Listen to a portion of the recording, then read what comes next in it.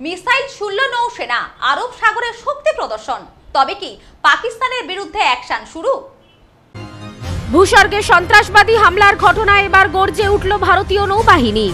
আরব সাগরে নৌ মহড়া চলাকালীন ক্ষেপণাস্ত্রের সফল উৎক্ষেপণ করে নৌবাহিনী। এটা নৌপথে আত্মরক্ষার ক্ষেত্রে গুরুত্বপূর্ণ পদক্ষেপ বলে দাবি ভারতীয় নৌবাহিনীর। ভূস্বর্গের সৌন্দর্য উপভোগ করতে গিয়ে যেন জীবনের চরম বিপর্যয় নেমে এলো পর্যটকদের জীবনে। শান্ত কাশ্মীর হয়ে উঠল অশান্ত। প্রকৃতির কোলে আবারও শোনা গেল গোলা বারুদের শব্দ। যেই মুহূর্তে প্রাকৃতিক সৌন্দর্য উপভোগ করতে ব্যস্ত ছিলেন পর্যটকেরা, ঠিক সেই সময় অস্ত্র হাতে শান্ত পরিস্থিতিকে অশান্ত করে তুলল জঙ্গিরা। পাক জঙ্গিরা গুলিতে একেবারে ঝাঁঝরা করে দিয়েছে পর্যটকদের। ঠিক এই ঘটনার পর থেকেই যেন বদলে গেল ভূস্বর্গের চিত্র। সন্ত্রাসবাদীদের নিকেশ করতে লাগাতার এনকাউন্টার চালাচ্ছে ভারতীয় সেনা, চলছে চিরুনি তল্লাশি। ভারতীয় সেনা এবং কাশ্মীর পুলিশের পক্ষ থেকে সমস্ত রকম পদক্ষেপ নেওয়া হয়েছে সন্ত্রাসবাদীদের বিরুদ্ধে। দফায় দফায় চলছে বৈঠক। এই আবহে প্রতিবেশী দেশকে পাল্টা দিতে ইতিমধ্যেই একাধিক পদক্ষেপ নিয়েছে নয়াদিল্লি। তারই অংশ হিসেবে এবার নিজেদের নৌশক্তি প্রদর্শন করল ভারত।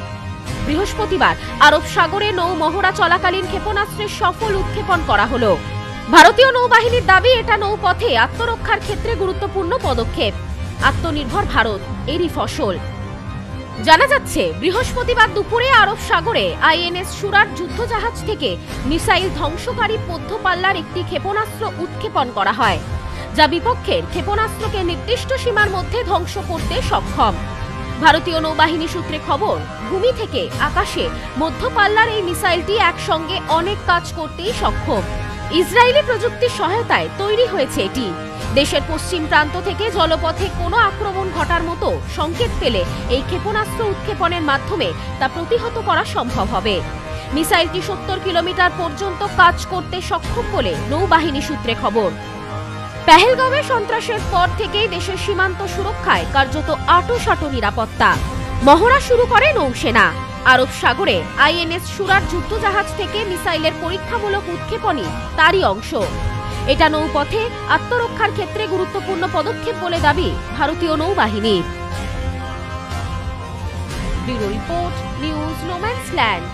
সম্প্রীতি guest house, hotel and restaurant. সমস্ত আধুনিক সুবিধাযুক্ত AC double bedroom, standard double bedroom, twin bedroom, deluxe double bedroom. আমাদের হোটেলেই রয়েছে বাঙালির খাবার সহ মাল্টি কুইজিন রেস্টুরেন্ট। শহরের মধ্যে অথচ সম্পূর্ণ নিরাপদ পরিবেশে থাকা খাওয়ার একমাত্র ঠিকানা Sampriti guest house, hotel and restaurant, Chakdah road, টবাজার, বনগাঁ। ফোন 03215257603।